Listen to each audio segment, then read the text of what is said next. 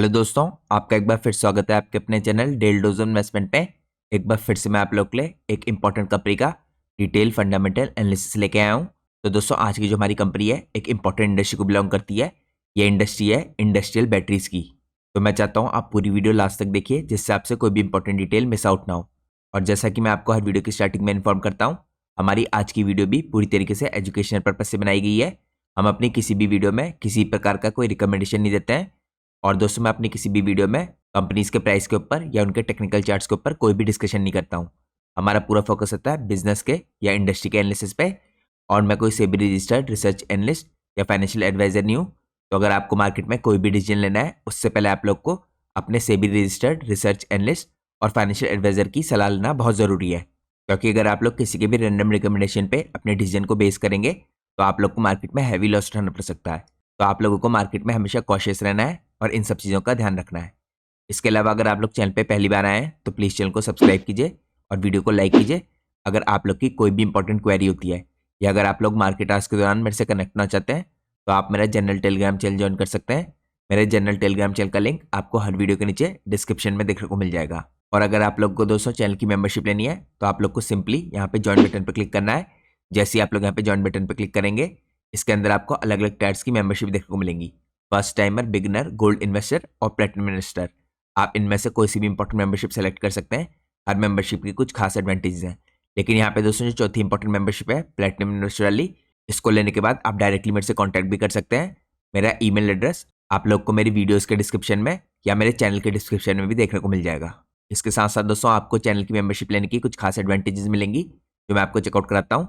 तो जैसे ही आप ज्वाइन बटन पर क्लिक करके चैनल की मेंबरशिप लेंगे, इसके बाद आप लोग को अपनी स्क्रीन में दो इंपॉर्टेंट ऑप्शन देखने को मिलेंगे।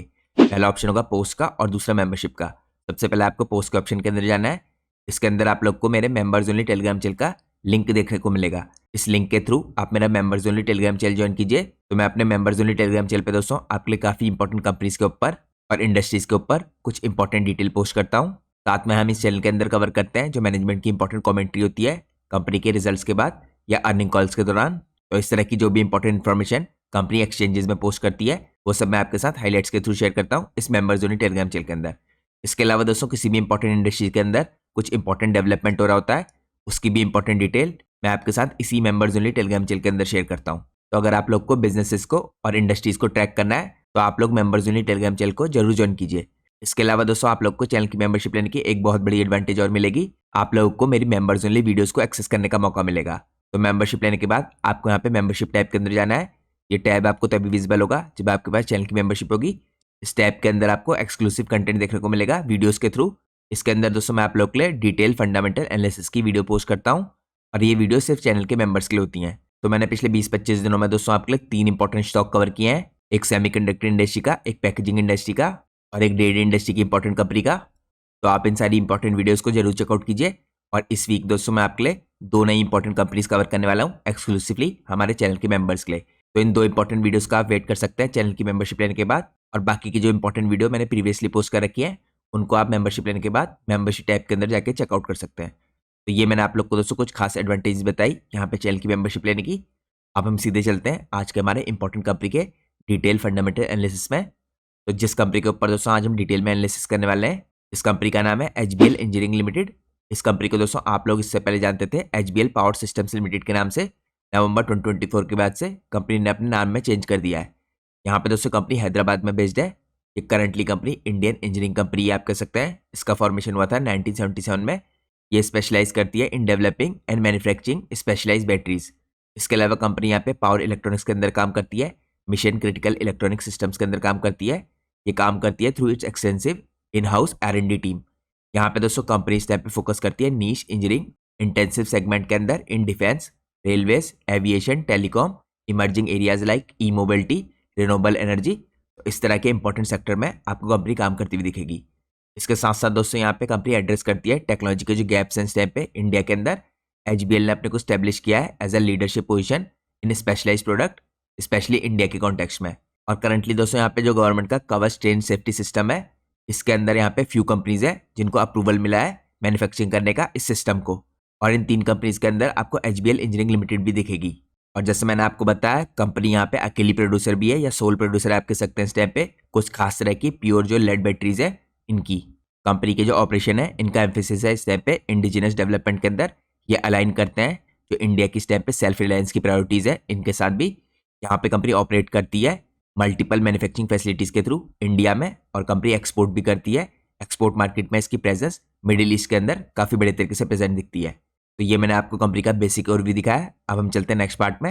नेक्स्ट पार्ट में दोस्तों हम चेकआउट करते हैं डिटेल में इसके बिजनेस सेगमेंट्स को। तो इससे आपको पता चलेगा कि कंपनी का मेजर बिजनेस कौन से सेगमेंट से आता है। तो यहाँ पे दोस्तों आप कंपनी के बिजनेस सेगमेंट्स को 3 पार्ट में डिवाइड कर सकते हैं। सबसे पहला पार्ट है इंडस्ट्रियल बैटरीज का। आप कह सकते हैं यहाँ पे अप्रोक्सीमेटली 71% जो कंपनी का रेवेन्यू है 2025 में ये इंडस्ट्रियल बैटरी से आया था। तो majority revenue company currently industrial battery के सेगमेंट से जनरेट करती है। तो यहाँ पे हमें क्लियरली पता चलता है कि लार्जेस्ट सेगमेंट है, इसके अंदर आपको लेड एसिड बैटरीज दिखेंगी जिसके अंदर आपको VRLA और PLT दिखेगा। फिर निकल कैडमियम बैटरीज दिखेंगी और लिथियम वेरिएंट्स दिखेंगे। तो कंपनी करंटली प्रोवाइड करी है reliable backup power for telecom infrastructure, इसके अलावा UPS सिस्टम्स, डाटा सेंटर्स और इंडस्ट्रियल एप्लीकेशंस। तो इंडस्ट्रियल बैटरीज के सेगमेंट को दोस्तों कंटिन्यूसली बेनिफिट हो रहा है रिपीटेटिव ऑर्डर्स के द्वारा, लेकिन स्लोली करके जो टेक्नोलॉजी है यहाँ पे शिफ्ट हो रही है टुवर्ड्स लिथियम टेक्नोलॉजीज। तो ये पहला इंपॉर्टेंट पार्ट था कंपनी के बिजनेस का जहाँ से कंपनी का मेजोरिटी रेवेन्यू आता है। इसके बाद दूसरा इंपॉर्टेंट पार्ट है कंपनी के बिजनेस का डिफेंस और एविएशन बैटरीज का। अगर आप यहाँ पे देखें दोस्तों, ये पार्ट है ओवरऑल बैटरी पोर्टफोलियो का जिसके अंदर करंटली आपको ग्रोइंग लिथियम का फोकस दिख रहा है। इसके साथ साथ यहाँ पे स्पेशलाइज करी कंपनी हाई रिलायबिलिटी बैटरीज के अंदर, जिसके अंदर आपको यहाँ पे सिल्वर, जिंक, थर्मल और उसके अलावा लिथियम की बैटरीज दिखेंगी। ये बैटरीज दोस्तों स्पेशली यहाँ पे टॉर्पीडोज के अंदर, मिसाइल्स के अंदर, सबमरीन्स के अंदर, एयरक्राफ्ट इंजन के अंदर और एविएशन के अंदर यूज होती हैं। यहाँ पे करंटली इंडिया सप्लाई करती है डिफेंस फोर्सेस को, इंटरनेशनल क्लाइंट्स को, और यहाँ पे कंपनी को बेनिफिट हो रहा है जो गवर्नमेंट की इस टाइम पे इंडिजिनाइजेशन का फोकस है इससे। तो ये मैंने आपको 2 इंपॉर्टेंट कंपनी के सेगमेंट दिखाए। अब हम चलते हैं थर्ड इंपॉर्टेंट सेगमेंट में। थर्ड इंपॉर्टेंट सेगमेंट दोस्तों यहाँ पे आता है कंपनी का इलेक्ट्रॉनिक्स का। ये काफ़ी फास्ट स्पीड से ग्रो कर रहा है क्योंकि आप सब लोग को पता होना चाहिए इंडिया के अंदर जो इलेक्ट्रॉनिक मार्केट है, स्पेशली इलेक्ट्रॉनिक मैन्युफैक्चरिंग की, जिसके अंदर आपको डिफेंस मैन्युफैक्चरिंग की इलेक्ट्रॉनिक्स मार्केट भी दिखेगी। ये सब मार्केट काफ़ी फास्ट स्पीड से ग्रो कर रही है।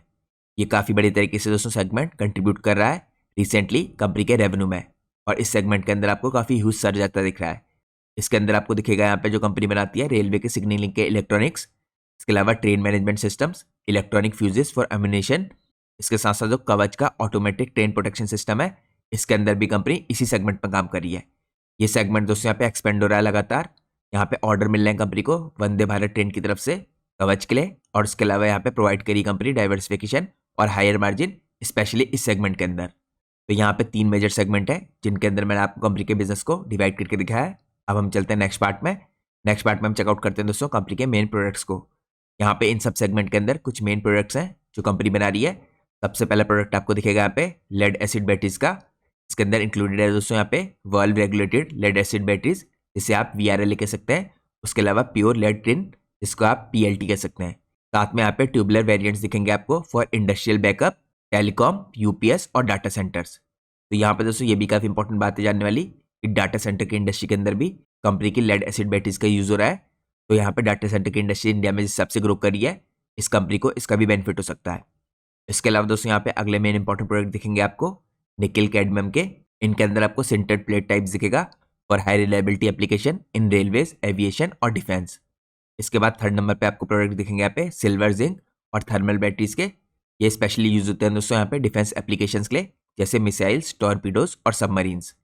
इसके बाद अगले इंपॉर्टेंट प्रोडक्ट है कंपनी के यहाँ पे लिथियम बैटरीज के। ये इमर्जिंग रेंज है दोस्तों यहाँ पे, क्योंकि यहाँ पे शिफ्ट होता दिख रहा है लिथियम बैटरीज की तरफ को, और इनका यूज होता हुआ दिख रहा है आपको मॉडर्न डिफेंस के अंदर, एविएशन के अंदर और ई मोबिलिटी की नीड्स में। इसके बाद अगले इंपॉर्टेंट प्रोडक्ट दिखेंगे आपको यहाँ पे डिफेंस स्पेसिफिक बैटरीज के। इसके अंदर इंक्लूडेड है यहाँ पे सबमरीन्स, अंडर सी वेसल बैटरीज। तो आप लोगों ने दोस्तों यहाँ पे देखा होगा कई इंपॉर्टेंट कंपनी के जो प्रोडक्ट हैं इस टाइम पे वो डिफेंस, एविएशन और नेवी की तरफ को कैटर कर रहे हैं। तो जिस हिसाब से दोस्तों इंडिया की डिफेंस मार्केट में इस टाइम पे स्ट्रक्चरल शिफ्ट आ रहा है, क्योंकि इंडिया की जो डिफेंस मार्केट है इस टाइम पे एक्सपोर्ट के लेवल पे भी काफी बढ़ रही है। तो पहले तो दोस्तों डिफेंस की जो कंपनीज होती थी सिर्फ गवर्नमेंट के कॉन्ट्रैक्ट्स पे डिपेंड करती थी, लेकिन जिस हिसाब से आपको आने वाले सालों में एक्सपोर्ट बढ़ते हुए दिखेगा, इन कंपनीज के अंदर स्ट्रक्चरल चेंज आएगा और आपको कंपनियां बाहर के देशों में भी काफी बड़े तरीके से एक्सपोर्ट करती हुई दिखेंगी। इसके अलावा दोस्तों कंपनी यहाँ पे कुछ अलग कॉम्प्लीमेंटिंग बैटरीज बनाती है जो आप लोगों को पावर इलेक्ट्रॉनिक्स के अंदर दिखेंगी, जैसे UPS, इन्वर्टर्स, चार्जर्स और साथ में मिशन क्रिटिकल इलेक्ट्रॉनिक्स के अंदर। जहाँ पे आपको रेलवे सिग्नलिंग और इलेक्ट्रॉनिक फ्यूजेस के अंदर भी बैटरीज दिखेंगी। तो ये मैंने आप लोग को कंपनी के इंपॉर्टेंट प्रोडक्ट्स चेकआउट कराए। अब हम चलते हैं नेक्स्ट पार्ट में। नेक्स्ट पार्ट में हम चेकआउट करेंगे यहाँ पे कंपनी की ऑर्डर बुक, उसको रिसेंट कौन सा ऑर्डर मिला है, और साथ में हम चेकआउट करेंगे जो कवच है इस टाइम पे ये कैसे बेनिफिट कर सकता है और इसका क्या इंपैक्ट रह सकता है एचबीएल इलेक्ट्रॉनिक्स के अंदर। तो सबसे पहले दोस्तों अगर आप देखें एज ऑफ लेट 2025 एचबीएल की जो ऑर्डर बुक है ये स्टैंड करती है 4000 crore with reports up to 4479 crore as of July 2025। तो कंपनी की ऑर्डर बुक दोस्तों प्रोवाइड करी है स्ट्रॉन्ग मल्टी ईयर विजिबिलिटी। यहाँ पे जो मेजर पोर्शन है ये स्टेम करता है रेलवे इलेक्ट्रॉनिक्स के अंदर से, पर्टिकुलरली कवच के अंदर से। तो यहाँ पे मैं आपको चेकआउट कराता हूँ कवच की डिटेल कुछ इंपॉर्टेंट। तो कवच दोस्तों इस टाइम पे एक indigenously developed automatic train protection system है जिसे आप एटीपी कह सकते हैं, और ये बनाया गया है कोलेब्रेशन में यहाँ पे आरडीएसओ यानी research design and standard organisation और साथ में इंडियन कंपनीज जिसके अंदर आपको इंक्लूड दिखेगी एचबीएल, इनकी पार्टनरशिप के थ्रू। ये एक सेफ्टी इंटीग्रिटी लेवल 4 है, यहाँ पे SIL 4 का सर्टिफिकेशन मिला है इसे दोस्तों। ये टेक्नोलॉजी डिजाइन की गई है प्रिवेंट करने के लिए ट्रेन कोलिजन्स, एनफोर्स करती है स्पीड लिमिट्स को और इंश्योर करती है सिग्नल की कंप्लायंसेस को। तो यहाँ पे इसके कुछ की फीचर्स हैं दोस्तों, अगर आप इन्हें चेकआउट कीजिए इनके अंदर आपको ऑटोमेटिक ब्रेकिंग दिखेगी, यहाँ पे अगर लोको पायलट फेल करता है रिस्पॉन्ड करने के लिए। इसके अलावा आपको रियल टाइम मॉनिटरिंग दिखेगी यूजिंग RFID और GPS, साथ में रेडियो कम्युनिकेशन। इसके अलावा लोको टू लोको कम्युनिकेशन और यहाँ पे एडवर्स वेदर ऑपरेशंस के अंदर भी ये डील करती हुई दिखेगी। यहाँ पे इंटीग्रेशन होगा दोस्तों ऑन बोर्ड लोकोमोटिव और ट्रैक साइड स्टेशन के इक्विपमेंट का। तो ये कुछ इंपॉर्टेंट फीचर हैं इसके। यहाँ पे ऑटोमेटिक ट्रेन प्रोटेक्शन सिस्टम है जिसको आप कवच के नाम से जानते हैं। अब हम इसके बारे में कुछ और इंपॉर्टेंट डिटेल चेकआउट करते हैं। तो यहाँ पे दोस्तों अगर आप देखें एचबीएल इस टाइम पे ओनली 3 अप्रूव्ड OEMs में से है जिनको यहाँ पे रिसीव हुआ है आरडीएसओ का अप्रूवल स्पेशली फॉर कवच वर्जन 4.0। इसके अंदर आपको एडवांस एक्यूरेसी दिखेगी, बेटर यार्ड हैंडलिंग दिखेगी, उसके अलावा इलेक्ट्रॉनिक्स इंटरलॉकिंग इंटरफेस दिखेगा। यहाँ पे रिसेंटली अगर आप देखें दोस्तों कुछ इंपॉर्टेंट ऑर्डर मिला है 24-25 के टाइम पे। सबसे पहला ऑर्डर आपको मिलते हुए दिख रहा है कंपनी को 1522 करोड़ का from Chittaranjan locomotive works for onboarding equipment on 2200 locomotives. इसके अलावा 762 करोड़ के 5 कॉन्ट्रैक्ट मिले हैं सेंट्रल रेलवे की तरफ से for track side implementation across 3900 kilometre और 413 स्टेशन। इसके अलावा मल्टीपल आपको कॉन्ट्रैक्ट मिलते हुए दिख रहे हैं इसे साउथ सेंट्रल रेलवे की तरफ से, वेस्टर्न रेलवे की तरफ से, एयरकॉन की तरफ से और अदर यहाँ पे जो टोटल करते हैं हंड्रेड्स ऑफ करोड़ में। ये है दोस्तों स्पेशली यहाँ पे डिप्लॉयमेंट और अपग्रेड से रिलेटेड। ये ऑर्डर आपको दिखेंगे 133 करोड़ का, 101 करोड़ का और 54 करोड़ का।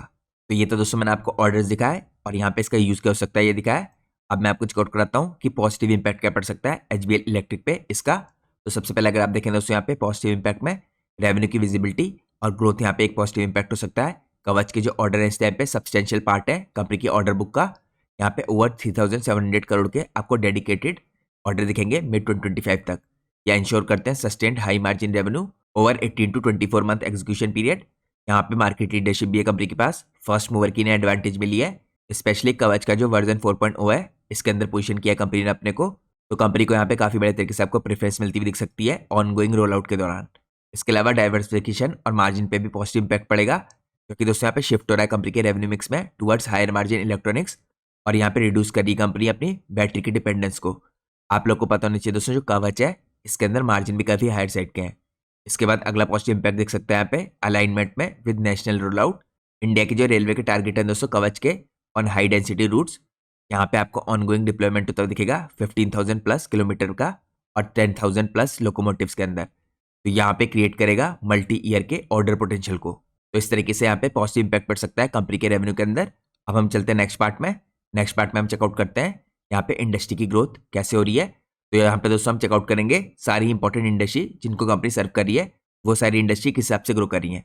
तो सबसे पहले अगर आप देखें यहाँ पे इन सारी इंपॉर्टेंट इंडस्ट्री का CAGR यानी कंपाउंड एनुअल ग्रोथ रेट और इनके प्रोजेक्शन। तो यहाँ पे आपको डिफेंस सेक्टर ग्रो करते हुए दिख रहा है 8 से 14% के आसपास अलग अलग रिपोर्ट्स के मुताबिक 2030 तक।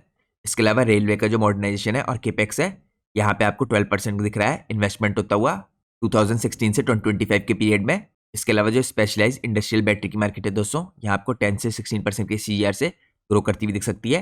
तो ये मार्केट दोस्तों इंक्रीज होकर US बिलियन डॉलर में 15 to 20 बिलियन डॉलर की हो सकती है 2030 तक।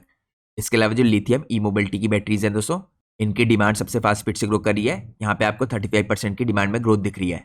तो हम लोग यहाँ पे क्लियरली देख सकते हैं सारी इंपॉर्टेंट इस टाइम पे जो इंडस्ट्रीज हैं जिनके अंदर कंपनी काम करी है या जिनको सर्व करी है ये काफी फास्ट स्पीड से ग्रो करी है। इसके बाद दोस्तों यहाँ पे जो सपोर्टिव गवर्नमेंट की पॉलिसीज हैं ये भी काफ़ी पॉजिटिवली इंपैक्ट डाल सकती है इन सारी इंडस्ट्रीज पे। यहाँ पे अगर आप देखें आत्मनिर्भर भारत जो डिफेंस इंडिजिनाइजेशन है, ये काफ़ी पॉजिटिव हो सकता है। इसके अंदर आपको प्रोक्योरमेंट होते हुए दिखेंगे जो फेवर करेंगे डोमेस्टिक सप्लायर्स को। फिर जो रेलवे के कैपेक्स है और सेफ्टी मैंडेट्स हैं, यहाँ पे करीबन 2.5 लाख करोड़ के एनुअल एलोकेशन हो रहा है। ये मैंडेटरी है कवच के लिए भी यहाँ पे की रूट्स के अंदर, तो ये भी काफ़ी बड़े तरीके से इस इंडस्ट्री को सपोर्ट करेंगी गवर्नमेंट की पॉलिसीज़। फिर यहाँ पे दोस्तों गवर्नमेंट की जो पॉलिसी है पीएलआई स्कीम और मेक इन इंडिया की, ये इंसेंटिव इस टाइम पे बैटरीज और इलेक्ट्रॉनिक्स के लिए हैं, तो ये भी काफ़ी बड़े तरीके से सपोर्ट करते हुए दिखेंगे। और इसके बाद आपको दिखेगा यहाँ पे ई मोबिलिटी के इनिशिएटिव्स जो प्रमोट कर रहे हैं लिथियम एडॉप्शन को, तो यहाँ पे गवर्नमेंट का कंटिन्यूस सपोर्ट है इन सारे इंपॉर्टेंट सेगमेंट्स के अंदर। अब हम चलते हैं एनालिसिस के नेक्स्ट पार्ट में। नेक्स्ट पार्ट में हम चेकआउट करेंगे यहाँ पे फ्यूचर की क्या इंपॉर्टेंट अपॉर्चुनिटीज हो सकती हैं। तो सबसे पहले अपॉर्चुनिटी आपको दिखेगी दोस्तों, यहाँ पे एक्सपेंशन हो रहा है जो कवच के रोल आउट का अक्रॉस इंडियन रेलवे नेटवर्क। यहाँ पे गवर्नमेंट के जो मैंडेट्स हैं ये कवर कर रहे हैं हाई डेंसिटी और मेजर रूट्स प्रोग्रेसिवली। एचबीएल के पास यहाँ पे अप्रूव्ड स्टेटस है और एग्जीक्यूशन ट्रैक रिकॉर्ड है कंपनी के पास। ये लीड कर सकता है एडिशनल लार्ज स्केल के कॉन्ट्रैक्ट्स में for on board track side और station equipment over next several years. इसके बाद दोस्तों अगली अपॉर्चुनिटी आपको दिख सकती है growth in lithium batteries for defence under sea projects. यहाँ पे ई मोबिलिटी के अंदर इंडिया कंटिन्यूसली पुश कर रहा है यहाँ पे एडवांस सबमरीन प्रोग्राम्स के अंदर और इलेक्ट्रिक व्हीकल एडॉप्शन के अंदर। तो एचबीएल डेवलप कर रहा है दोस्तों यहाँ पे लिथियम पोर्टफोलियो को अपने और अपनी पोजीशन को स्ट्रॉन्ग बना रहा है यहाँ पे कैप्चर करने के लिए क्वालिफाइंग ऑर्डर्स इन हाई रिलायबिलिटी एप्लीकेशन। यहाँ पे आपको इंपोर्टेड ऑल्टरनेटिव्स फेज आउट होते हुए दिख रहे हैं, तो यहाँ पे भी आपको सेकंड इंपॉर्टेंट अपॉर्चुनिटी दिख रही है ग्रोथ की लिथियम बैटरीज के अंदर, स्पेशली यहाँ पे डिफेंस अंडर सी प्रोजेक्ट्स के अंदर और ई मोबिलिटी के अंदर। अब हम चलते हैं नेक्स्ट पार्ट में। यहाँ पे हम कुछ और इंपॉर्टेंट अपॉर्चुनिटीज देखते हैं। अगली अपॉर्चुनिटी आपको दिख रही है यहाँ पे इंक्रीज इन डिफेंस एक्सपोर्ट और इंडिजिनाइजेशन। जैसा दोस्तों मैंने आपको एनालिसिस के दौरान बताया था कंटिन्यूसली इंडिया के डिफेंस के एक्सपोर्ट बढ़ रहे हैं, तो यहाँ पे काफी बड़े तरीके से इंडिया की डिफेंस कंपनियों को और इलेक्ट्रॉनिक मैन्युफैक्चरिंग वाली कंपनियों को फायदा हो सकता है इसका। तो राइजिंग जो ग्लोबल डिमांड है दोस्तों स्पेशली फॉर स्पेशलाइज्ड बैटरीज और इलेक्ट्रॉनिक फ्यूजेस, ये कंबाइंड रूप से यहाँ पे इंडिया के एक्सपोर्ट्स को प्रमोट करेगी और बढ़ाएगी, क्योंकि गवर्नमेंट की पॉलिसी भी यहाँ पे प्रमोट करनी है इन इंडस्ट्रीज को। साथ में दोस्तों अलाउ करेगी एचबीएल को एक्सपेंड करने के लिए beyond domestic order into international markets, particularly in middle east और अलाइड नेशंस। इसके अलावा अगला इंपॉर्टेंट आपको यहाँ पे अपॉर्चुनिटी दिख रही है फ्यूचर की higher margin electronics from railway modernisation, जिसके अंदर आपको वंदे भारत और सिग्नलिंग दिख रहा है। यहाँ पे ऑनगोइंग जो प्रोडक्शन है दोस्तों of semi high speed train का, और साथ में यहाँ पे जो अपग्रेड्स हो रहे हैं सिग्नलिंग सिस्टम्स के अंदर, ये प्रोवाइड करेंगे यहाँ पे रिकरिंग अपॉर्चुनिटीज और ट्रेन मैनेजमेंट इलेक्ट्रॉनिक्स और साथ में यहाँ पे रिलेटेड सब सिस्टम्स। तो हाई मार्जिन जो इलेक्ट्रॉनिक्स है फ्रॉम रेलवे मॉडर्नाइजेशन, ये भी काफी इंपॉर्टेंट फैक्टर रहेगा कंपनी की ग्रोथ में। इसके बाद आपको अगली अपॉर्चुनिटी दिख रही है यहाँ पे एक्सपोर्ट एक्सपेंशन की इन बैटरीज टू मिडिल ईस्ट और बियॉन्ड। तो यहाँ पर दोस्तों स्टेबल डिमांड आ रही है टेलीकॉम की तरफ से, ऑयल एंड गैस की तरफ से और इंफ्रास्ट्रक्चर प्रोजेक्ट्स की तरफ से एक्सपोर्ट मार्केट में, और ये सब ऑफर कर रहा है यहाँ पे study growth for industrial batteries supported by established clients relationship. तो ये सब आपको मिडिल ईस्ट से और उसके बियॉन्ड भी होते हुए दिख रहा है। तो ये मैंने आपको चेकआउट कराई फ्यूचर की कुछ इंपॉर्टेंट अपॉर्चुनिटीज। अब हम चलते हैं नेक्स्ट पार्ट में। नेक्स्ट पार्ट में हम चेकआउट करते हैं यहाँ पे कंपनी को क्या चैलेंज आ सकते हैं। सबसे पहला चैलेंज आपको दिखेगा दोस्तों यहाँ पे execution delay in large government orders, क्योंकि आपको पता होना चाहिए गवर्नमेंट के ऑर्डर्स में काफी बार डिले भी होता है, तो यहाँ पे लंपी रेवेन्यू होते हैं और गवर्नमेंट की तरफ से पेमेंट होने में भी दोस्तों कई बार टाइम लग सकता है। तो यहाँ पे आपको इन चैलेंजेस का ध्यान रखना है। रेलवे और डिफेंस के जो प्रोजेक्ट होते हैं दोस्तों ऑफन यहाँ पे फेस करते हैं ब्यूरोक्रेटिक हर्डल्स। यहाँ पे फंडिंग की रिलीज होती है जो, जैसे मैंने आपको बताया, इनमें भी देर हो सकती है और टाइमलाइन का एक्सटेंशन भी लगातार होता है। तो यहाँ पे सब कॉज कर सकते हैं क्वार्टरली रेवेन्यू फ्लक्चुएशन, जिसके कारण यहाँ पे प्रेशर आ सकता है वर्किंग कैपिटल के मैनेजमेंट पे। तो ये पहला इंपॉर्टेंट फैक्टर है एग्जीक्यूशन के डिले का इन लार्ज गवर्नमेंट ऑर्डर्स, इसको आपको अपने ध्यान में रखना है। अगला इंपॉर्टेंट आपको चैलेंज दिखेगा ट्रांजिशन रिस्क का as VRLA batteries lose share to lithium. तो करंटली दोस्तों वीआरएलए बैटरीज लूज कर रही हैं अपने शेयर को लिथियम बैटरी से, तो यहाँ पे ट्रांजिशन का भी इम्पैक्ट नेगेटिव हो सकता है। तो करंटली ये चैलेंज बना हुआ है। वैसे तो ग्रेजुअल शिफ्ट हो रहा है इन इंडस्ट्रियल और backup power markets towards lithium ion solutions, और ये इरोड कर सकते हैं यहाँ पे मार्जिन्स को और वॉल्यूम्स को, क्योंकि एचबीएल ट्रेडिशनली यहाँ पे लेड एसिड बैटरीज और इनके सेगमेंट के अंदर काम करती है। तो अगर कंपनी ने लैग किया दोस्तों यहाँ पे स्केल करने के लिए लिथियम प्रोडक्शन को, तो यहाँ पे कंपनी को इसका भी नेगेटिव इंपैक्ट देखने को मिल सकता है। अब इसके बाद हम चलते हैं अगले इंपॉर्टेंट चैलेंज में। अगला इंपॉर्टेंट चैलेंज आपको दिखेगा dependency on railway defence budgets और टेंडर टाइमलाइंस। तो यहाँ पे दोस्तों क्योंकि गवर्नमेंट से देखिए इस तरह के कॉन्ट्रैक्ट कंपनीज को मिलते हैं, तो यहाँ पे डिपेंडेंस रहती है रेलवे के अंदर भी और डिफेंस बजट के अंदर भी, और यहाँ पे टाइमलाइन जो होती हैं इसकी वजह से यहाँ पे लंपी परफॉर्मेंस हो सकता है। यहाँ पे सिग्निफिकेंट पोर्शन है जो इस टाइम पे ऑर्डर्स का ये रिलाय करता है एनुअल गवर्नमेंट के एलोकेशन पे और कॉम्पिटिटिव बिडिंग की प्रोसेस पे। ये इस टाइम पे बनाता है दोस्तों इस बिजनेस को वनरेबल टू पॉलिसी चेंजेस और यहाँ पे डिलेज जो टेंडर अवार्ड होने में होते हैं। इसके बाद यहाँ पे अगला इंपॉर्टेंट नेगेटिव फैक्टर है, या आप चैलेंजर कह सकते हैं, competition in emerging lithium segments. यहाँ पे जो नए एंट्रेंट्स है दोस्तों, बैक्ड बाय पीएलआई इंसेंटिव्स और ग्लोबल प्लेयर्स यहाँ पे स्टेब्लिश कर रहे हैं लोकल फैसिलिटीज को, ये सब यहाँ पे इंटेंसिफाई कर सकते हैं प्राइस के कंपटीशन को इन लिथियम बैटरीज फॉर डिफेंस और ई मोबिलिटी एप्लीकेशन। इसके बाद यहाँ पे लास्ट इंपॉर्टेंट चैलेंज आपको दिखेगा सप्लाई चेन की वनरेबिलिटीज का फॉर स्पेशलाइज कंपोनेंट। करंटली दोस्तों यहाँ पे काफी बढ़िया तरीके से रिलायंस है इंपोर्टेड रॉ मटेरियल के ऊपर इंडिया की कंपनीज की, और यहाँ पे स्पेशली क्रिटिकल जो इलेक्ट्रॉनिक्स के पार्ट हैं ये एक्सपोज करते हैं कंपनीज को टू ग्लोबल डिसरप्शन। करंटली यहाँ पे फ्लक्चुएशन आते हुए दिखे तो यहाँ पे जियोपॉलिटिकल रिस्क भी रहेगा, सप्लाई चेन की वनरेबिलिटीज का और स्पेशलाइज कंपोनेंट का अगर रॉ मटेरियल में कमी हुई तो इनका प्रोडक्शन भी ढीला पड़ सकता है। तो ये भी काफी इंपॉर्टेंट यहाँ पे चैलेंज बन सकता है फ्यूचर में। लेकिन ये चैलेंज पूरी तरीके से यहाँ पे डिपेंड करेगा ग्लोबल डिसरप्शन पे, करेंसी फ्लक्चुएशन पे और जियोपॉलिटिकल रिस्क पे। तो मैंने आपको कंपनी के बारे में काफी इंपॉर्टेंट डिटेल्स चेकआउट कराई। अब हम चलते हैं आज के एनालिसिस के नेक्स्ट पार्ट में। नेक्स्ट पार्ट में हम चेकआउट करते हैं कंपनी के फाइनेंशियल्स को। तो ओवरऑल दोस्तों हम कवर करते हैं यहाँ पे Q2 FY26 के डाटा के अनुसार जो सितंबर की एंडिंग में हमें पता चला था। यहाँ पे सबसे पहले अगर आप देखें कंपनी के कंसोलिडेटेड रेवेन्यू, तो यहाँ पे Q2 में आपको अप्रोक्सीमेटली 1223 करोड़ के कंपनी ने रेवेन्यू जनरेट किए थे। ये अप थे दोस्तों यहाँ पे 135% ईयर ऑन ईयर बेसिस पे। इसके बाद जो नेट प्रॉफिट है Q2 FY26 में ये आपको दिखे थे करीबन यहाँ पे 387 करोड़ के, ये अब थे एक साल के अंदर दोस्तों यहाँ पे 344%। तो यहाँ पे आपको दोनों रेवेन्यू 135% के हिसाब से और प्रॉफिट 344% के हिसाब से ईयर ऑन ईयर बेसिस पे बढ़ते हुए दिखे थे। यहाँ पे दोस्तों कंपनी के प्रॉफिट सडनली क्यों बढ़े थे, क्योंकि ये ड्रिवन था by high margin electronics execution. तो यहाँ पे जैसे मैंने आपको बताया दोस्तों, जो कंपनी का हाई मार्जिन इलेक्ट्रॉनिक्स का बिजनेस है इसने कंपनी के मार्जिन को काफी बड़े तरीके से एक्सपेंड किया था, और ये कवच भी काफी बड़े तरीके से पार्ट प्ले कर सकता है कंपनी के मार्जिन को एक्सपेंड करने के लिए। इसके अलावा अगर आप ROE देखें, रिटर्न ऑन इक्विटी, तो कंपनी का यहाँ पे आपको इंप्रूव होते दिख रहा है हिस्टोरिकल एवरेजेस से 18.7 का दिख रहा है आपको। डेट की पोजीशन अगर आप देखें तो नियरली डेट फ्री कंपनी है इस टाइम पे, और इसके कारण यहाँ पे सपोर्ट मिलता है केपेक्स की फ्लेक्सिबिलिटी को। तो ये मैंने आपको एक बेसिक ओवरव्यू दिखाया यहाँ पे फाइनेंशियल्स का। अब हम चलते हैं नेक्स्ट पार्ट में। नेक्स्ट पार्ट में मैं आपको चेकआउट कराता हूँ यहाँ पे कंपनी के ऑपरेटिंग प्रॉफिट मार्जिन को किस हिसाब से इनमें इंप्रूवमेंट आ रहा है। तो दोस्तों अगर आप ईयर ऑन ईयर बेसिस पे देखें तो कंपनी के यहाँ पे आपको 18 से लेकर 21 के आसपास तक मार्जिन 8 से 7% के दिखते थे। इसके बाद मार्च 2022 में कंपनी के मार्जिन में जंप आया, 11% के आसपास के गए। मार्च 23 में भी 11% के थे, फिर सडनली दोबारा से जंप आया मार्च 24 में, ये मार्जिन 19% के हुए। मार्च 25 में 20% के, और अब करंटली दोस्तों कंपनी ने हाई मार्जिन इलेक्ट्रॉनिक्स बिजनेस में प्रोडक्शन करने की शुरुआत की है। तो यहाँ पे आपको ट्रेलिंग 12 मंथ के मार्जिन और भी शानदार तरीके से इंक्रीज होकर 33% के होते हुए दिख रहे हैं। तो यहाँ पे हमें क्लियरली एक पैटर्न देखने को मिल रहा है कंपनी में मार्जिन इंप्रूवमेंट का। अब हम चलते हैं नेक्स्ट पार्ट में। नेक्स्ट पार्ट में हम चेकआउट करते हैं यहाँ पे कंपनी की मार्केट कैप और इसका प्राइस टू अर्निंग रेशियो। तो करंटली दोस्तों कंपनी की जो मार्केट कैप है 24,000 करोड़ की है, तो आप कह सकते हैं कंपनी एक लार्ज कैप बन चुकी है। यहाँ पे स्टॉक का पी यानी प्राइस टू अर्निंग रेशियो 37.6 का है। इंडस्ट्री का अगर आप पी देखें तो आपको 30 के आसपास का दिखेगा। तो इंडस्ट्री का जो एवरेज पी रेशियो है यानी प्राइस टू अर्निंग रेशियो, इसके मुकाबले आपको स्टॉक का जो पी रेशियो है ये 37.6 का दिख रहा है। अब यहाँ पे दोस्तों आपको एक चीज़ का ध्यान रखना है, करंटली जो कंपनी का पी रेशियो है यानी प्राइस टू अर्निंग रेशियो ये आपको 37.6 का दिख रहा है, लेकिन पिछले जो 3 साल का कंपनी का मीडियन पी था ये आपको करीबन 51 की रेंज में दिख रहा है। तो यहाँ पे आप क्लियरली देख सकते हैं पिछले 3 साल का मीडियन पी आपको थोड़ा हायर साइड में दिख रहा है। अगर आप यहाँ पे दोस्तों पिछले 1 साल का मीडियन पी देखेंगे आप, तो पिछले 1 साल का मीडियन पी कंपनी का 48 के आसपास का है। तो कंपनी का यहाँ पे जो मीडियन पी है पिछले 1 साल का और 3 साल का, उसके मुकाबले जो करंटली कंपनी का मीडियन पी है ये आपको 37.6 का दिख रहा है। तो ये आपको क्लियरली दिखाता है यहाँ पे मीडियन पी काफी नीचे की रेंज में जाता हुआ दिख रहा है।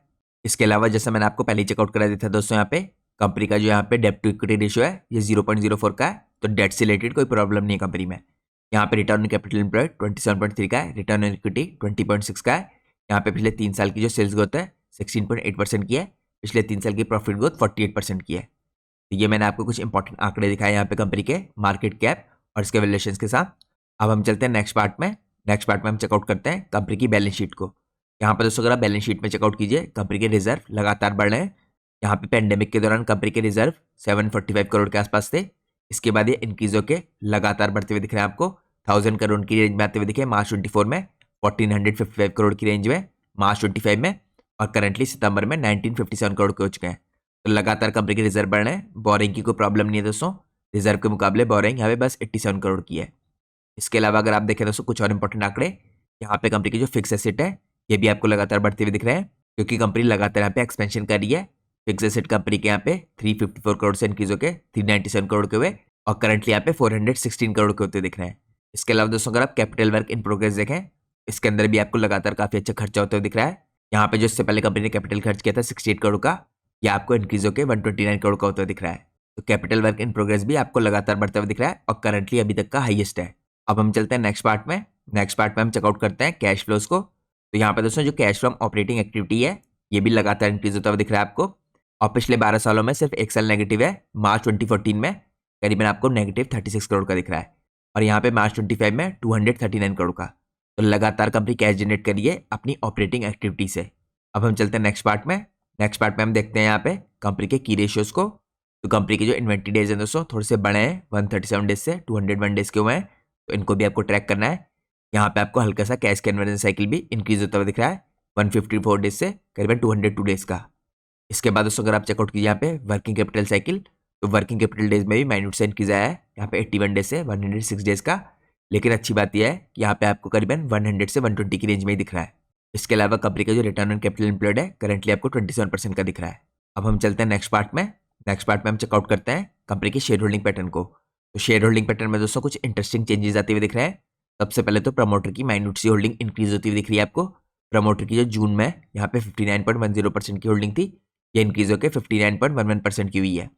इसके अलावा जो FIIs की होल्डिंग थी दोस्तों 4.83% की, ये इंक्रीज होकर 7.10% की हुई है। तो यहाँ पे आपको क्लियर कट 2 से 3% का इंक्रीज होता दिख रहा है। इसके अलावा DIIs ने भी अपनी होल्डिंग को लगभग डबल किया है। यहाँ पे DIIs की होल्डिंग जून 2025 में 0.36% की थी, जो इंक्रीज होकर करंटली यहाँ पे 0.64% की हुई है। यहाँ पे ओवरऑल दोस्तों जो पब्लिक की होल्डिंग थी 35.70% की, ये कम होकर 33.12% की हुई है। तो शेयर होल्डिंग पैटर्न में कुछ इंपॉर्टेंट चेंजेस थे जहाँ पे आपको FIIs और DIIs अपनी होल्डिंग को इंक्रीज करते हुए दिख रहे हैं। तो ये दोस्तों मैंने आपको चेकआउट कराया कंपनी का यहाँ पे शेयर होल्डिंग पैटर्न। और इससे पहले हमने कंपनी के वैल्यूएशन चेकआउट किए, कंपनी की बैलेंस शीट देखी, इसके कैश फ्लोज देखे और साथ में किस हिसाब से कंपनी केपेक्स करी है ये भी चेकआउट करा है। अब मैं चलता हूँ दोस्तों एनालिसिस के नेक्स्ट पार्ट में, यहाँ पे हम चेकआउट करेंगे मैनेजमेंट की कमेंट्री जो Q2 के रिजल्ट के बाद आई थी। तो यहाँ पे अगर आप सबसे पहले देखें दोस्तों नियर टर्म की जो डिमांड की विजिबिलिटी है और रेवेन्यू की ट्रेजेक्ट्री है FY26 से 30 के बीच की, इसको लेकर मैनेजमेंट ने यहाँ पे कुछ इंपॉर्टेंट चीजें बताई हैं। मैनेजमेंट के मुताबिक यहाँ पे एक्नॉलेज कर रहे हैं मैक्रो जो यहाँ पे अनसर्टेनिटी है, लेकिन ये क्लियरली कहना है यहाँ पे 3 ईयर की बिजनेस विजिबिलिटी है और यहाँ पे अगर कुछ सडनली अनएक्सपेक्टेड चीज नहीं हुई तो यहाँ पे विजिबिलिटी को मेंटेन रखेंगे। इसके अलावा दोस्तों यहाँ पे FY25 की जो परफॉर्मेंस है इसमें आपको इम्पैक्ट देखने को मिला था, जिसे मैनेजमेंट ने यहाँ पे माइल्ड डिक्लाइन कहा है और प्राइमरीली दोस्तों एट्रीब्यूटेड था यहाँ पे जो डिले हुए हैं कवच के ऑर्डरिंग केडेंस के अंदर। इसके अलावा दोस्तों यहाँ पे कवच भी इन्फ्लेक्शन पॉइंट पे है, यहाँ पे एक्सपेक्टेड है रैंप अप होगा इसके अंदर FY26 में। और मैनेजमेंट का ये कहना है कि जो ड्राउट था यहाँ पे कवच के ऑर्डर्स में, अब यहाँ पे इसके अंदर फ्लड आता हुआ दिख सकता है। तो इन सब चीज़ों को भी आपको क्लोजली मॉनिटर करना है। अब हम चेकआउट करते हैं कुछ और इंपॉर्टेंट डिटेल। यहाँ पे मैनेजमेंट ने स्टेप अप इन स्केल की बात की है। इनका कहना है कि over the last 5 years revenue जो बैंड है इस टाइम पे ये डिस्क्राइब किए गए थे moving from 1000 to 1500 crore to 2000 crore. और यहाँ पे अब मैनेजमेंट एक्सपेक्ट कर रहा है स्ट्रक्चरली हायर बेस। यहाँ पे मैनेजमेंट ने कोट किया है कि from now on it will not be lower than 3000 crore. तो ये क्लियरली यहाँ पे नेक्स्ट ऑर्बिट है जिसको यहाँ पे मैनेजमेंट अचीव करना चाह रहा है। तो जिस हिसाब से दोस्तों आपको यहाँ पे इनिशियल ईयर्स में यहाँ पे स्ट्रक्चरल चेंज आता हुआ दिखा था और सडनली स्केल में इंक्रीज आता, वैसे ही आपको आगे चलते हुए भी स्केल में सडन इंक्रीज आता हुआ दिख सकता है, ऐसा मैनेजमेंट का कहना है। इसके बाद दोस्तों FY26 में जो करंट फिस्कल है यहाँ पे जो इंटरनल प्लान है इनका, इसके अंदर कंपनी यहाँ पे टारगेट करी है 3000 करोड़ इन सेल्स।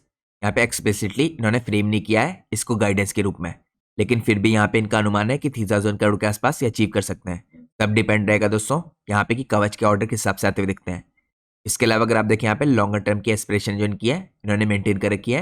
यहाँ पे MDA टारगेट अभी भी रिमेन है 4500 करोड़ बाय FY30 और मैनेजमेंट का कहना है स्टिल इन्हें एक रीजनेबल नंबर लगता है। इसके बाद दोस्तों लास्टली यहाँ पे मैनेजमेंट ने टैरिफ और US ट्रेड की नॉइस को लेकर भी कुछ इंपॉर्टेंट इन्फॉर्मेशन दी है।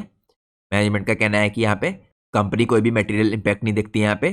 जो इस कंपनी के कस्टमर है यहाँ पे स्विच नहीं कर सकते इजीली, तो काफ़ी पॉसिबिलिटी है यहाँ पे कि प्राइसिंग की रीनेगोशिएशन होगी रेदर देन वॉल्यूम लॉस अगर यहाँ पे टैरिफ लगातार बना रहा। तो ये दोस्तों काफ़ी पॉजिटिव बात है मैनेजमेंट की तरफ से। इनका कहना है कि कस्टमर एकदम से स्विच नहीं कर सकता, इनके प्रोडक्ट इतने इंपॉर्टेंट है और काफ़ी सालों की पार्टनरशिप है, तो यहाँ पे फ्यूचर में रीनेगोशिएट करते हुए दिख सकते हैं। और पूरी पॉसिबिलिटी है कि यहाँ पे वॉल्यूम का लॉस नहीं होगा अगर टैरिफ्स यहाँ पे हायर लेवल पे भी बने रहते हैं उसके बाद भी। तो ये मैनेजमेंट की तरफ से दोस्तों कुछ इंपॉर्टेंट कमेंट्री थी। और जैसा मैंने आपको वीडियो की स्टार्टिंग में इन्फॉर्म किया था, ये वीडियो पूरी तरीके से एजुकेशनल पर्पज से बनाई गई है।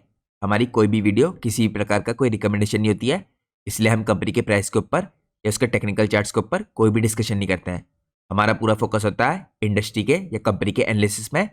और दोस्तों मैं कोई सेबी रजिस्टर्ड रिसर्च एनालिस्ट या फाइनेंशियल एडवाइजर नहीं हूँ।